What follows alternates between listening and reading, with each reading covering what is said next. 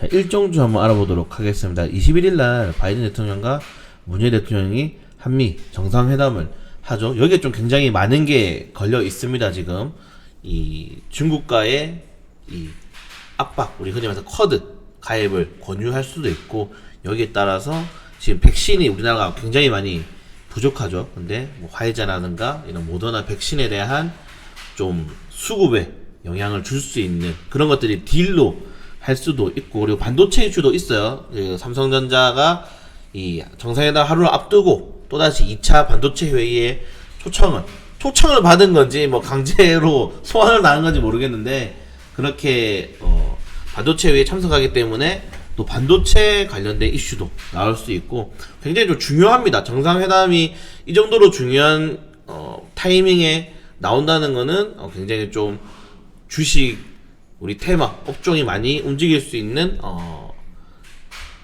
일정이죠. 그렇기 때문에 일정 관련된 이슈 업종을 한번 알아보도록 할 건데, 지금 벌써 뭐 큰 상승폭이 나오고 있습니다. 이제 포스코엠텍, 웨이크로, 한텍, 뭐 유니온 머티리얼, 이건 좀 윗꼬리가 달았지만은 이렇게 상승폭이 나오고 있는데, 제가 이번에 보는 거는 이 쿼드 이슈, 그리고 히토류 이슈입니다. 쿼드랑 이 자원 이슈죠. 자원 이슈인데, 지금 보시는 것처럼 이제 미국과 중국 같은 경우에는 패권을 두고 경쟁을 하고 있는 상태고, 미국이 중국에 대해서 굉장히 많은 규제와 지금 어떻게 보면은 공격을 하고 있죠. 특히 트럼프 같은 경우는 독단적으로 미국과의 이런 중국과의 뭐 규제를 한다든가 뭐 무역 분쟁을 일으킨다든가 했다면은, 바이든 대통령 같은 경우에는 연합국을 사용하죠. EU라든가 호주라든가 인도라든가 이런 주변국들까지 동원해서 현재 중국을 압박을 하고 있고, 여기에 대해서 우리나라도 동참해라 라고 말하고 있습니다. 그렇기 때문에 굉장히 좀 중요한 내용이에요. 특히 호주가 이번에 중국이 호주한테 어떻게 대했는지를 보시면 될 것 같습니다. 중국 같은 경우가 호주에 지금 이 전략 경제 대화를 중단했다. 예전에 알래스카에서 전에 말씀드렸죠. 알래스카에서 회담 끝난 다음에 악수도 안 하고 서로 그냥 집에 가버렸거든요. 미국과 중국이. 근데 호주가 이번에 또 살짝 중국한테 이런 흔히 말해서 뭐 중국 입장으로서는 계기니까, 중국이 너희랑 이제 대화 안 해, 전략적으로 너희랑 어떤 경제 활동 안 할 수 있어, 다 끊어버릴 수도 있어, 이런 식으로 압박을 줬죠. 지금 뭐 무기한 중단을 선언하며 이 맞대응이 나섰다 나오고 있는데, 사실은 이제 호주 같은 경우에는 친미 국가기도 하고, 여기에 따라서 강하게 중국이 지금 호주에 대한 공격이 나서고 있다라고 보시면 될 것 같습니다. 자, 아까 말씀드린 것처럼 분명히 쿼드가 나올 겁니다. 이번 한미 정상회담에서 쿼드 문제가 나오는 순간 결정을 할 건데, 사실 지금 우리나라 정부 뭐 정치적인 견해를 떠나서 사실은 친중 정권이 맞습니다. 친중 정권이 맞기 때문에 문재인 대통령 여기서 좀 사실은 이제 레임덕 4년차기 때문에 레임덕도 있고, 내년에 대선도 있고, 그리고 이번 보궐선거 부산 서울시장을 야권에게 넘겨줬기 때문에 어떠한 변화가 분명히 필요할 건데, 거기에 있는 카드로 쿼드 쪽의 내용이 나올 가능성도 매우 높다라고 생각이, 워낙 제가 자료를 찾아봐도 너무 이거는 50대 50의 싸움이기 때문에 무슨 일이 발생할지 모른다라고 보시면 될 것 같습니다. 자, 쿼드가 지금 보시는 것처럼 인도, 일본, 미국, 호주 이렇게 4개 연합국이 이 중국을 감싸고 있죠. 이렇게 태평양을 통해서 중국을 감싸고 있어. 여기 이제 우리나라도 빨리 가입을 해라 이거예요. 근데 뭐 아시겠지만 우리나라 같은 경우에는 이제 수출 국가고, 수출 1위 국가가 중국, 2위 국가가 미국이에요. 그러니까 지금 굉장히 사면초가에 빠져있는 상태다. 그래서 쿼드 이슈에 따라서 정말 만약에 우리나라가 약간 미국적으로 기우게 된다면은, 중국은 호주에 했던 것만큼 바로 지금 한한령이 아직도 해제가 안 되고 있는 거 아세요? 2016년도에 일어난 한한령이 사드에, 성주에 이제 사드 배치했죠. 사드 배치했는데 아직도 한한령이 해제가 안 돼서, 원래는 공식적으로는 중국에서 우리나라 이 드라마 이런 거 못 봅니다. 뭐 어떻게 다 보긴 하더라고요, 중국인들이. 근데 그 정도로 한번 삐지면 오래가는 국가인데, 만약에 쿼드까지 약간 미국과 대화를 한다?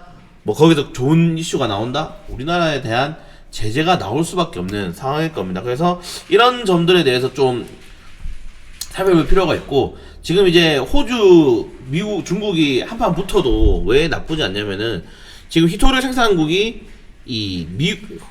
중국이 독단적으로 1위에요. 50%가 넘는 1위고 호주가 7% 정도 그래도 생산을 합니다. 글로벌적으로. 그렇기 때문에 지금 자원 쪽에서 흔히 말해서 자원 외교죠. 자원 외교 무역 분쟁에서 어느 정도 커버가 되는데 우리나라는 커버가 안 돼요.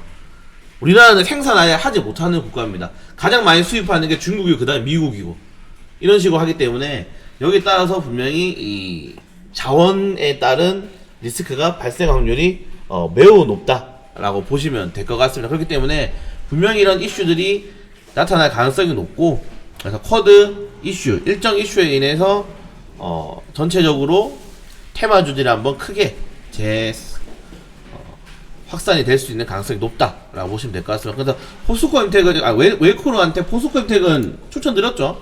포스코에서 추천드렸고 웰코로한테는 왜 말씀드리냐면은 지금 포스코에서 이거 광양에 이제 43,000톤 규모의 리튬 추출 공장을 설립을 허가를 받고 이제 건물을 짓고 있는데 여기에 이제 플랜트랑 이런 것들을 이 납품을 하는 게 웰코로한텍입니다. 그러니까 포스코가 크면 클수록 같이 커갈 수 있는 그룹이에요. 포스코 그룹주들이 많이 올랐죠. 많이 올랐고 지금 이제 새롭게 진입하기에는 좀 너무 리스크가 크고 높을 것 같다라고 생각하시는 분들에게는 웰코로한텍 같은 좀 저평가된 주식 위주로 가져가 보시는 것도 충분히 메리트가 있다라고 생각이 됩니다. 그래서 지금 결론적으로는 원자재 가격이 많이 오르고 있고 인플레이션이 되고 있기 때문에 인플레이션 관련주 그리고 일정 관련 테마주들 중장기적으로 결국에는 희소 광물 자원들 테마주들은 갈 수밖에 없습니다. 지금 우리나라 자체 내에서도 정치적인 내용이 많아가지고 짧게 할 건데 해외에 있는 지금 글로벌 광산이나 이런 것들 다 팔고 있죠. 자원 외교를 지금 거의 정책들을 끝내려고 하고 있기 때문에 자체적으로 생산이 안 되기 때문에 수입을 하거나 아니면 이런 식의 2차 추출 과정을 거쳐야 되는데 거기에 따른 가장 큰 수혜가 아마 될 수 있는 종목이 되지 않을까라고 생각이 됩니다. 그래서 많은 분들이 지금 일봉상으로 보면 고점이다라고 할 수도 있는데 주봉 월봉상으로는 추세 자체가 이제 우상향으로 올라갈 수 있는 추세들이 나타난다면은 좀 중장기적인 상승을 좀 목표를 해도 되지 않나 라고 생각되는 주식이에요. 그래서 포스코가 1분기 이어서 2분기도 실적이 굉장히 좋게 나올 수 있을 것 같고 그런 포스코에 따라서 같이 상승할 수 있는 동반 관련주로 이제 좀 보신다면은 포스코 엠텍, 웰코한텍 이 두 종목 같은 경우를 일정주 그리고 그 이상 한국과 중국, 미국 이런 경제적인 이 분쟁 좀 리스크가 발생되는 이슈가 끝나지 않을 거예요. 단기적으로. 그렇기 때문에 이렇게 지금 미국과 중국의 패권 싸움, 무역 분쟁이 일어날 때 수요로 꾸준하게 언급될 수 있는 종목들이다 라고 좀 생각을 하시면 좋을 것 같습니다. 그래서 이 두 업종들 같은 경우에는 호흡 길게 가져가고 배에 힘주세요. 조정 나오더라도 배에 힘주시고 그래 우리나라가 미국 선택할지 중국 선택할지 그럼 다음 대선도 있지 않습니까? 한번 보는 거예요. 한번 보고 배에 힘주시고 결정 날 때까지 한한령이 지금 5년째 하고 있습니다. 보시는 것처럼 만약에 우리나라가 미국 쪽으로 간다면은 분명히 한한령 이상의 추가 규제를 우리나라한테 넣을 가능성이 높다. 거기에 따라서 배에 힘주시고 제 생각에는 1년 정도 좀 보유한다고 장기적으로 생각하시고 대응하신다면 충분히 큰 수익을 볼 수 있지 않을까라고 생각됩니다. 그래서 최소 2분기 최소 대선 시즌까지는 좀 지켜보면서 시장을 대응하도록 하겠습니다.